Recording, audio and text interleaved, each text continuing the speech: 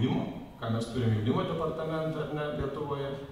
Tai kitą kartą yra kultūra su sportu kažkaip tai suėję į krūvą, sakykime, tai yra dar vienas ministerijos modelis, yra turizmo dalis, turizmo ir sporto, ir yra net iš 3 turizmo, jaunimo, sporto ministerijos. Įvairių tų darinių yra. Bet ką reiškia, ką duoda institucinis ministerijos lygmuo? Ministerijos institucinis lygmuo kelia sritį į politinį lygmenį. Tai yra dėmesys tai sričiai skiriamas yra pakankamai didelis, ta prasme, kad vadovai tos srities, ministras, viceministrai, jie dalyvauja visuose strateginių sprendimų priėmimuose.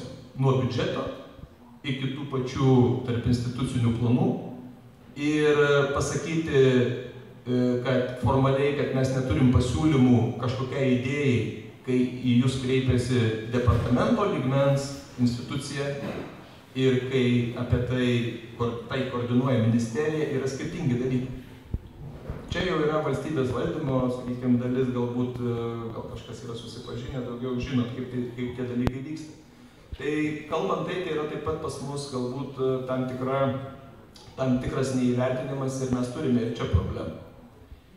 Kitas dalykas, paties sporto valdymo, kūno kultūros sporto valdymo apimtyje problema, sutinku su Edvinu toj vietoj, kad mes neperėjom prie klubinės sistemos. Neperėjome prie jos dėl to, kad matyt buvo labai didelis noras išlaikyti centralizuotą valdymą sporto tame tarpe. Ir būtent tos sporto mokyklos, sporto centrai, kurie yra savivaldoj, paradoksas tas gaunasi ir dėl ko sunkiai valdoma situacija, todėl kad savivalda yra absoliučiai savarankiška funkcija. Valstybės kišimasis į savivaldos reikalus yra ribotas. Ir jeigu norim kitą kartą spręsti klausimą, kuris yra tikrai svarbus ir galbūt pradėti įtakoti, turime problemų. Tai matyt, konkurencijos klausimas čia yra pagrindinis, kuris ir nebuvo paleistas Lietuvoje būtent sporte. Tai būtent, kad atsirastų natūrali konkurencija tarp visuomeninių organizacijų ir tų valstybės įstaigų arba savivaldos įstaigų, kurios egzistuoja atskiruose savivaldybėse.